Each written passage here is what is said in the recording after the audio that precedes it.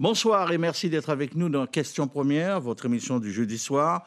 Parole ce soir à celui qui est en charge de la gestion et l'administration d'une grande partie du foncier agricole en Guadeloupe. Rodrigue Trèfle, bonsoir. Bonsoir. Administration d'une grande partie du foncier agricole en Guadeloupe.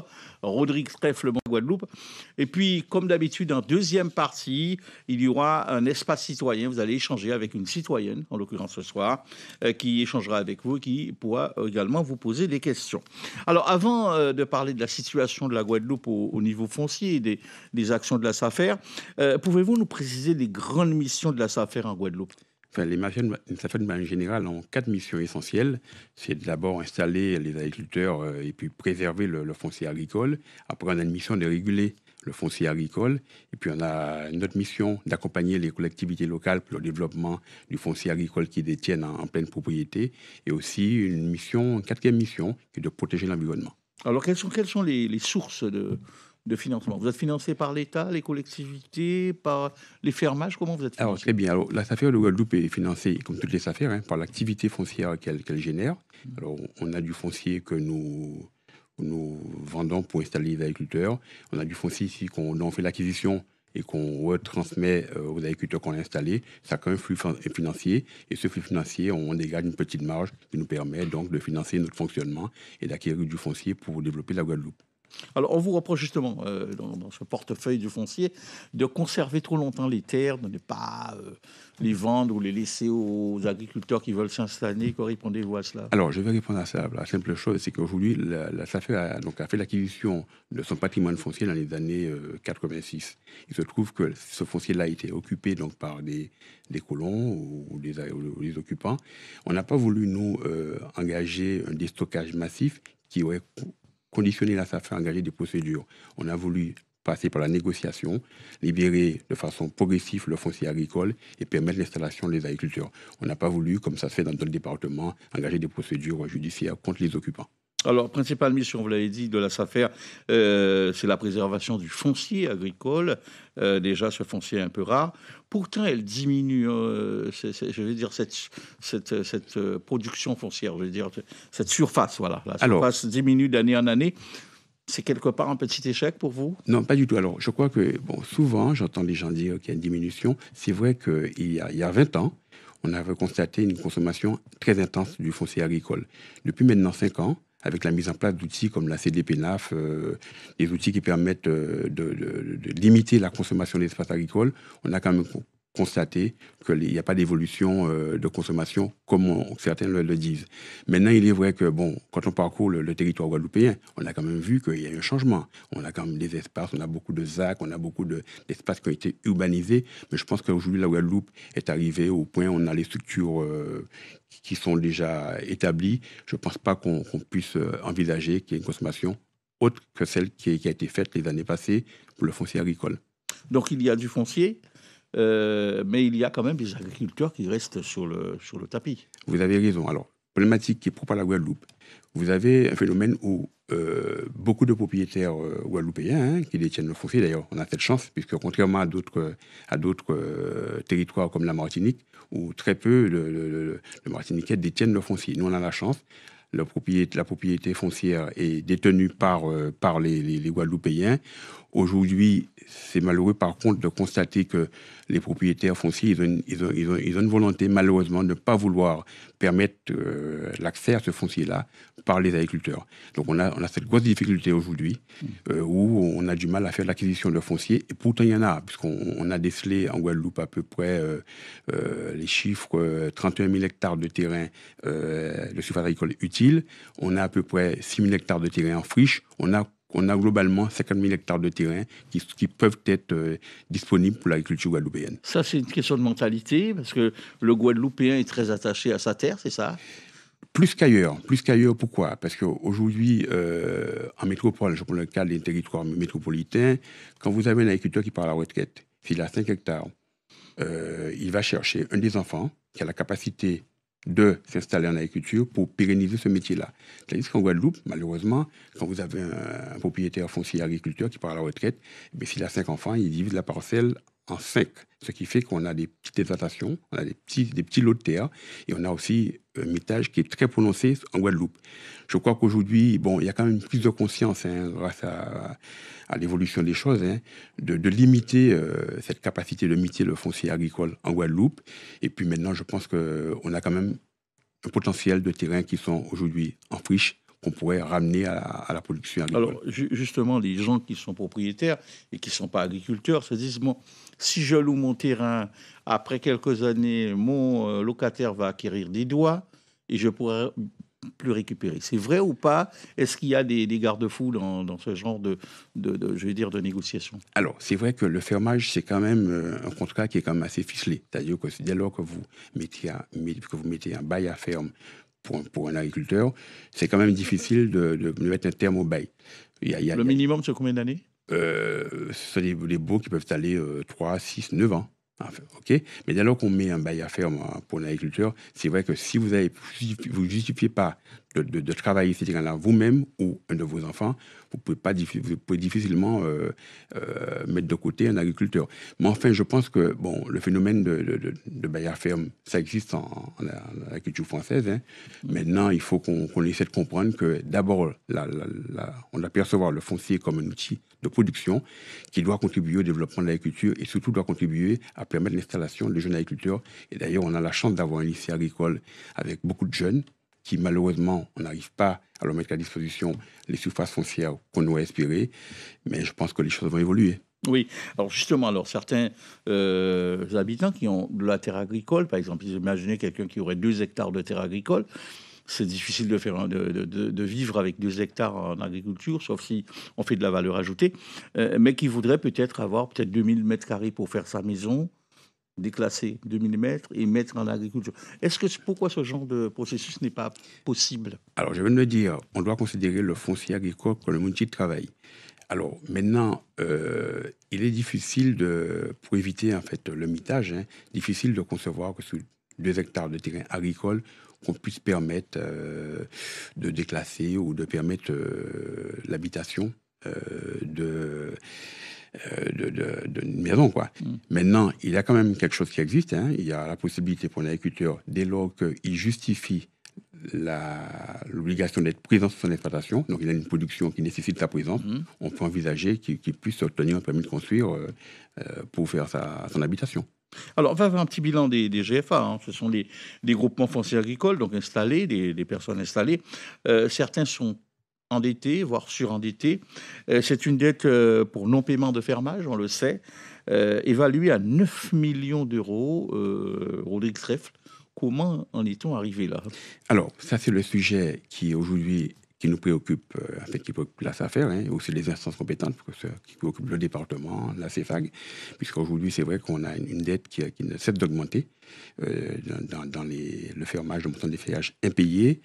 Et c'est vrai que je pense qu'on a manqué de vigilance. On a manqué aussi d'accompagnement, parce qu'il s'agit aussi d'accompagner les agriculteurs. Parce qu'on a, à travers les GFA qu'on a installé les agriculteurs, il faut maintenant qu'on puisse prendre le sujet à bras le corps. Parce que si on ne le fait pas, le risque qui nous pend au nez, c'est que dans les années à venir, ces GFA-là puissent déposer le bilan. Et là maintenant, je rappelle, c'est quand même plus de 8000 hectares de terrain. L'enjeu, 8000 hectares de terrain, si jamais on arrive à ce que les GFA n'arrivent pas à régler leur problème de fermage. Il y a des solutions d'appurement qui existent ou d'étaler un petit peu les dettes, c'est possible. Que proposez-vous? Nous, on propose un accompagnement. On a aujourd'hui la gestion des GFA, c'est la chambre consulaire la chambre d'agriculture qui détient la gestion pour le moment.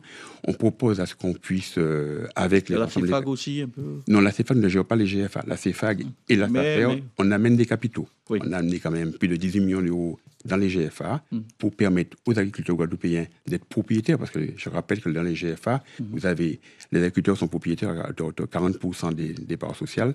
La CEFAG, dans lequel on trouve la SAFER, le département et le Crédit Agricole, 60%. L'agriculteur guadeloupéen, dans les GFA, il est quand même propriétaire aussi des parts. Donc, il doit quand même veiller à ce que son outil de travail, que le foncier, un jour ne part pas en faillite. Alors, cette situation d'endettement des GFA, pour ceux qui veulent peut-être passer la main. C'est difficile pour un jeune qui n'a pas déjà de fonds propres, même s'il a des diplômes, de venir reprendre un groupement foncier agricole. Il faut reprendre les dettes. Alors, est-ce que là, ce ne serait pas la solution peut-être de dire, que... Non, je pense qu'on ne va pas quand même déjà... un jeune qui s'installe, c'est un projet de vie, de société qu'il a fait, on ne va pas le pénaliser. On a des solutions à proposer. Aujourd'hui, au niveau de la SAFER, on a mené une réflexion pour voir dans quelle mesure, dès lors qu'on arrive à trouver un accord avec la gérance du GFA, dans quelle mesure que la SAFER pourrait apporter un accompagnement spécifique pour qu'on puisse aider les personnes qui sont en difficulté à se redresser et à permettre aussi d'accompagner l'installation d'un jeune. Alors, vous avez également un rôle de médiateur, on va en parler tout à l'heure, mais je vous propose, sur votre gestion en tout cas, et vos méthodes qui sont très critiquées, on va le voir, par le collectif de défense mobile, notamment avec Hubert Kabert, que vous connaissez bien, c'est le porte-parole du collectif de défense mobile. Il nous livre un petit peu sa vision sur votre gestion. On l'écoute et vous réagirez juste après. On va dénoncer encore injustice là et irrégularité là qui a fait à la SAFER. Premier bitin, au niveau des statuts même à la SAFER, il y a dit comme ça qu'il faut une monde par collectivité, en personne morale. Aujourd'hui, nous avons constaté que le département a 5 personnes.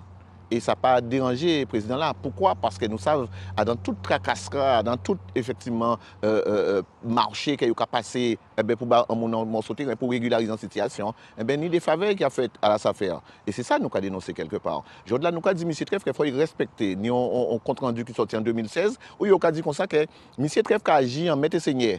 Qu'il faut effectivement qu'il prend un directeur pour que le directeur là puisse fonctionner et faire fonctionner la structure là. Aujourd'hui, M. Trèfle pour appliquer ça. Et c'est pour ça que les noyaux là, ça fait pour nous dénoncer, on marché que après on marché, on appelle la candidature que M. Trèfle Simon Ronaldo, il agit en mettant signal tout seul sans demander pour le monde. Donc nous pour dénoncer ça au tribunal, mais alors qu'il est parti civil dans ça, mais ça a fait 4 fois que ça a repoussé. Je là même procureur là qui normalement des côtés aille, qu'a dit nous pas comprendre. Est-ce que véritablement il maintenu en violation du droit ou bien est-ce qu'il pas tenu? Je là M. Trèfle et l'élection qui vient bientôt, on peut espérer que les agriculteurs qui prennent toute responsabilité à eux, de manière à ce que, ils mettent en tête la structure là, c'est ça qu'il faut pour que nous puissions avancer.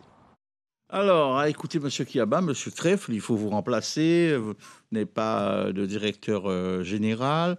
L'égalité des chances n'y est pas et vous favorisez vos amis. Quoi répondez-vous à tout ça? Très bien. Alors, on va aller par étapes. Par étapes. La première des choses, je rappelle que la SAFER, c'est une SA. Au sein de toutes les SAFER de France, il y a un PDG. Ce PDG, il a la direction générale qui délègue ou pas. Alors, la SAFER de Guadeloupe, en 2010, a connu une difficulté financière énorme. On était en passe de disparaître. Le conseil d'administration de l'époque m'a demandé de redresser la situation, chose qui a été faite, puisque je rappelle que c'était 7 millions d'euros de dettes que la SAFER avait. Aujourd'hui, chaque année, nous dégageons des bénéfices positifs. La première des choses. La deuxième des choses. Aujourd'hui, un excédent, c'est équilibré. Aujourd'hui, on dégage des résultats très confortables. La première des choses qu'il faut noter, c'est que le système de rétrocession est très confortable. La première des choses qu'il faut noter, exemple, j'ai pris l'engagement de relever le défi. Alors, concernant l'attribution du foncier de la SAFER, le PDG de la SAFER n'attribue pas de foncier. C'est le comité technique de la SAFER qui attribue du foncier. Et au sein de ce comité technique, vous avez tous les syndicats, vous avez l'État, vous avez la région, vous avez le département. Donc là, c'est une méconnaissance totale. Autre chose que M. Kiaba, c'est quelqu'un avec qui j'ai collaboré, jusqu'à ce qu'il y ait un conflit où il n'a pas compris qu'on ne peut pas octroyer, justement, comme il le dit, jusqu'à ce qu'il y ait un conflit où il n'a pas compris que la priorité pour nous, c'est d'installer du foncier pour des jeunes qui n'ont pas de foncier. Maintenant, M. Kiaba, il en fait une affaire personnelle. Après, cette affaire-là, il y a des instances compétentes, comme je l'ai toujours dit. S'il y a une méconnaissance, il y a un mécontentement, il faut qu'il aille vers les instances compétentes. Donc, vous nous dites ce soir que dans l'attribution des terrains, que dans la gestion, l'égalité des chances prime toujours. Alors, je dis 2 choses. La première des choses, M. Trèfle ne donne pas de foncier. Il y a un comité technique qui se prononce. Au sein de ce comité, il y a l'ensemble du monde agricole. Et puis après, les décisions que prenne ce comité technique, il y a 2 commissaires du gouvernement qui valident. Donc, je pense qu'il y a une méconnaissance totale, je répète, du fonctionnement d'une SAFER. Et puis, un élément que M. Cab a dit, qu'aujourd'hui, le conseil d'administration de la SAFER, le département détient 5 administrateurs, c'est conforme au statut. Et M. Cab, je lui répète encore une fois, s'il conteste une décision, il peut aller vers les instances compétentes. Alors, on va parler du théâtre d'ado qui a fait la une de l'actualité ces derniers temps. La SAFER sur ces terrains de Petit Canal. Déjà, je voudrais savoir votre sentiment. Comment c'est géré? Alors, c'est vrai qu'on n'est pas concerné, puisqu'on n'est pas propriétaire de ce foncier. Le propriétaire, c'est le conseil départemental. Mais néanmoins, je rappelle quand même que c'est un projet qui date de 2010. C'est un projet lourd. Parce que c'est un projet de mettre l'éolienne. Ce sont des projets qui demandent d'avoir beaucoup d'autorisations diverses. Donc, à mon avis, toutes les étapes ont été franchies. À mon titre personnel, je dirais, parce que je ne suis pas concerné, je vois mal comment le département pourra revenir en arrière sur un projet qui a respecté toutes les autorisations. Aujourd'hui, c'est mettre à mal, si d'aventure, il y avait une volonté de faire autrement. Je pense que le département et la commune de Petit Canal risquent d'avoir des difficultés. Sur ces hectares de terre, légalement, la SAFER pouvait exercer son droit de préemption?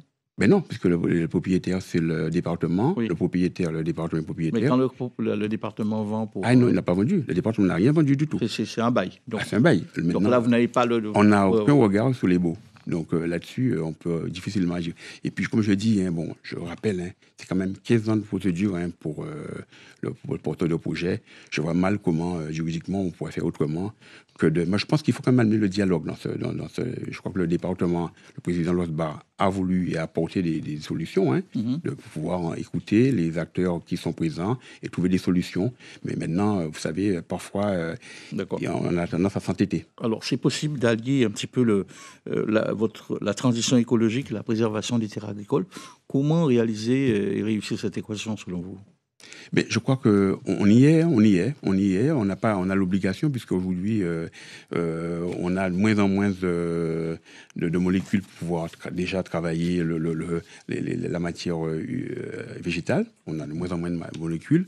On a l'obligation aujourd'hui, puisque on voit bien que le climat, tout est déréglé.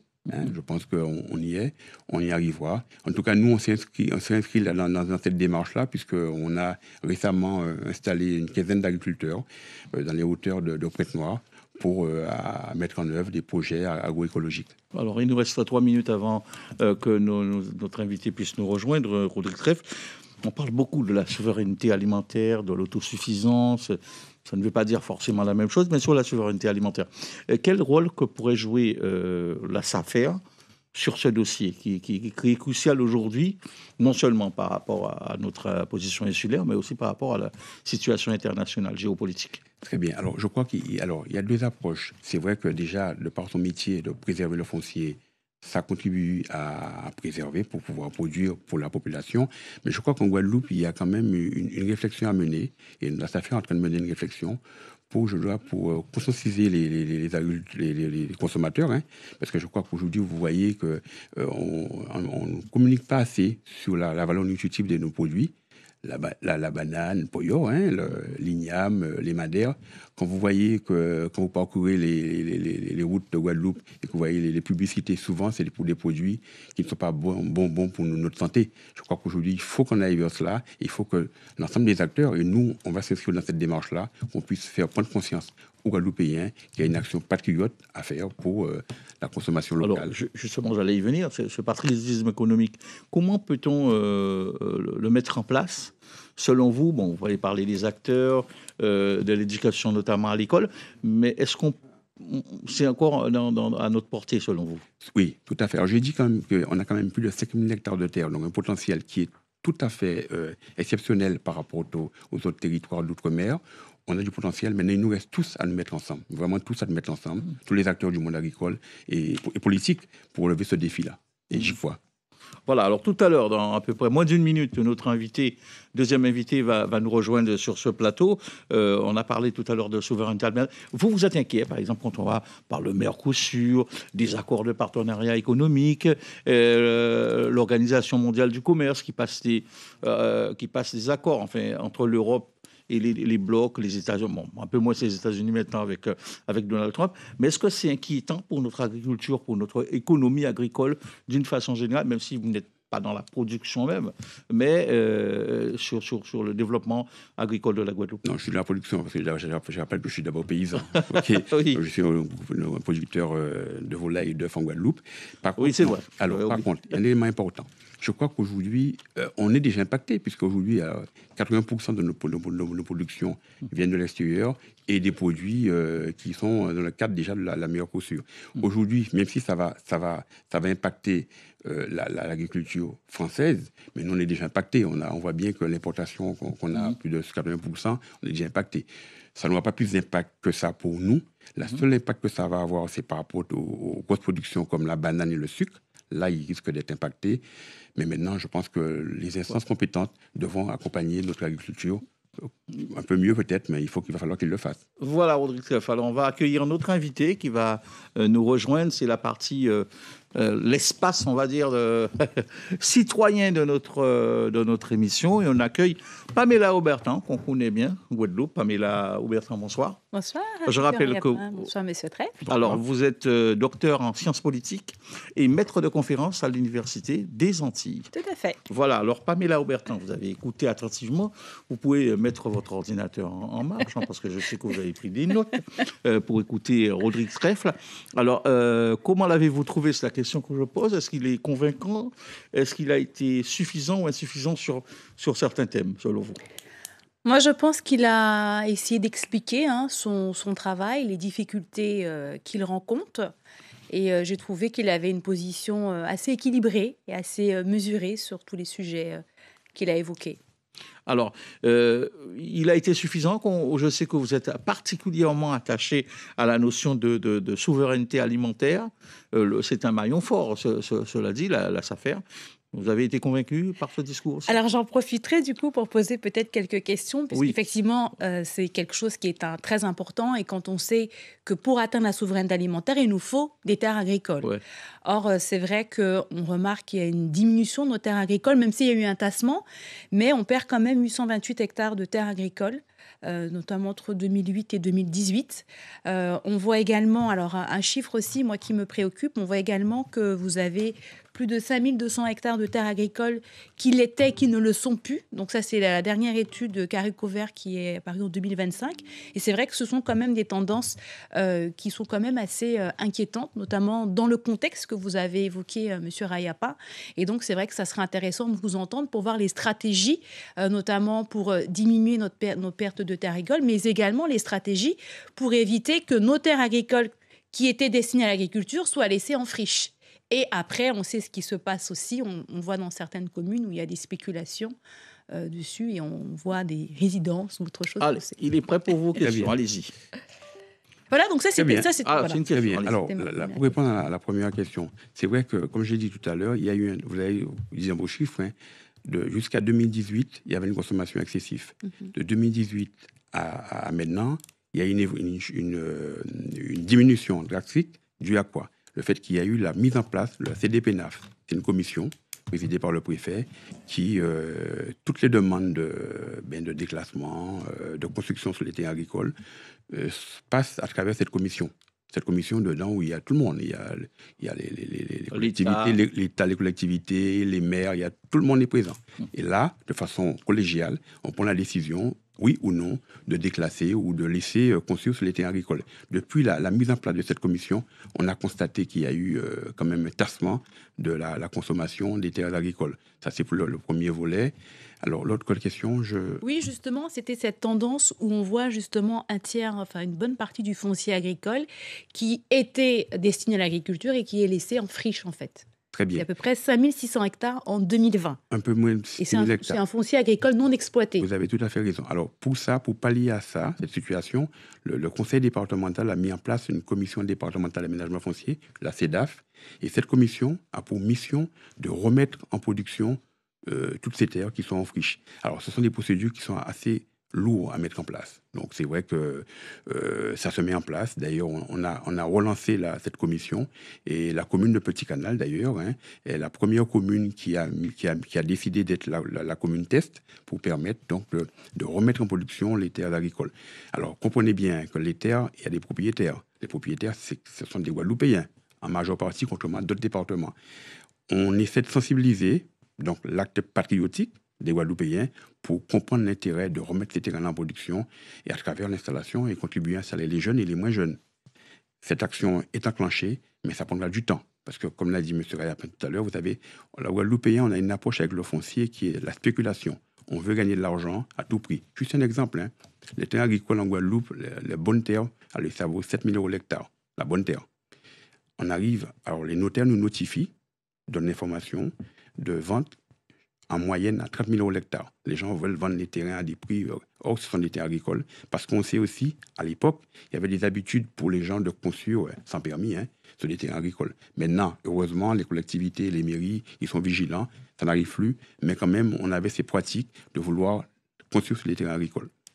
Oui, alors justement, on a évoqué dans ce débat, enfin dans cet entretien avec M. Rayapin, justement les conflits qu'on retrouve autour du foncier agricole, mais également dans la question du foncier. Moi, j'aimerais savoir justement si vous avez envisagé des plans stratégiques, puisqu'il faut bien comprendre qu'on est dans une période de réchauffement climatique. On voit que le littoral s'érode de plus en plus, et donc la population qui se trouve près du littoral va vouloir peut-être aller ailleurs. On a vu d'ailleurs, il y avait des conflits à un moment sur certains espaces naturels. Donc, est-ce que vous avez une politique pour anticiper justement ces futurs conflits dus notamment soit au réchauffement climatique ou autre chose, puisque ce sont des conflits qui risquent de se multiplier. On l'a vu d'ailleurs dans tous les pays qui font face à ces problèmes climatiques, et ça peut même parfois déclencher des guerres dans certains États.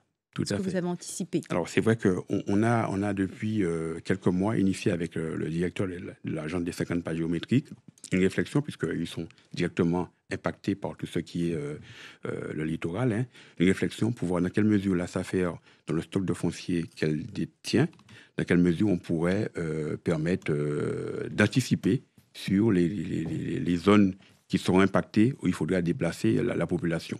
Il y a une réflexion qui est menée, voilà. Donc, je pense que là aussi, on est conscient que les choses vont évoluer en Guadeloupe, et on est conscient qu'il faut, dans le volet aménagement du territoire, la SAFER doit porter sa contribution aussi. Je remarque également qu'en Guadeloupe, on a le gros des agriculteurs, ce sont des petits agriculteurs, des petites exploitations. Et d'après les données récentes, on remarque que ce sont les toutes petites ou les très petites exploitations qui disparaissent, qui sont le plus touchées. Est-ce que vous avez justement envisagé un certain nombre de mesures pour conserver cette petite agriculture, notamment ces petits agriculteurs qui sont sur du foncier? Est-ce que vous avez envisagé des mesures? Est-ce que vous avez réfléchi avec d'autres institutions à garder justement ce tissu rural? Puisque si on a 70% de nos agriculteurs qui sont des petits agriculteurs qui disparaissent, c'est aussi un grand pan de notre agriculture qui disparaissent, et également nos rêves de souveraineté alimentaire qui risquent de partir en fumée. Très bonne question. Alors, c'est vrai que je rappelle que dans le milieu rural, la SAFER n'est pas le seul acteur à intervenir. Il y a d'autres acteurs majeurs qui interviennent. Et c'est vrai qu'on appelle de nos voeux la possibilité de mettre en place des conventionnements. Hein, pour l'acteur majeur, c'est comme la chambre consulaire, la chambre d'agriculture, de mettre un conventionnement en place avec la chambre consulaire de façon à toute cette masse de petits agriculteurs, de petits espaces, comment on ferait pour pérenniser tout cela en accompagnement, hein, qu'on ne peut pas nous apporter, on ne peut que préserver le foncier, mais c'est vrai que je pense que ça passera par une action intelligente, collective, des acteurs majeurs du développement agricole de la Guadeloupe pour préserver ces types d'actions. D'accord. Alors, une dernière question, parce que ça... Alors, une dernière question, j'en ai plein, mais c'est pas grave. Donc, la dernière question que je vous poserai, moi, je travaille sur les transitions, et notamment sur la résilience. Et quand vous travaillez sur la résilience, il faut toujours penser à ses successeurs. Donc, moi, j'aimerais savoir, justement, si vous deviez partir pour X ou Y raison, quel message, quel conseil vous donneriez à votre successeur? Mais déjà, c'est important, la première des choses, c'est de continuer les actions qui ont été engagées. C'est aussi de permettre à ce que l'ensemble des jeunes puissent avoir accès au foncier, et surtout d'intégrer un ensemble d'acteurs, d'arriver en tout cas à intégrer un maximum d'acteurs pour lever le défi du développement agricole de ce territoire-là. Voilà, c'était le mot de la fin. J'espère que vous êtes satisfaite des réponses de Rodrigue Trèfle. Merci en tout cas, Monsieur le Président, directeur général de la SAFER, d'avoir été notre invité. Merci également à Pamela Aubertin. Je rappelle que vous êtes docteur en sciences politiques et maître de conférences à l'Université Antilles, et que vous travaillez beaucoup, je le sais, avec vos étudiants sur la souveraineté alimentaire. Voilà, c'est la fin de notre émission de ce soir. Passez une excellente soirée sur Guadeloupe la première. Bien sûr.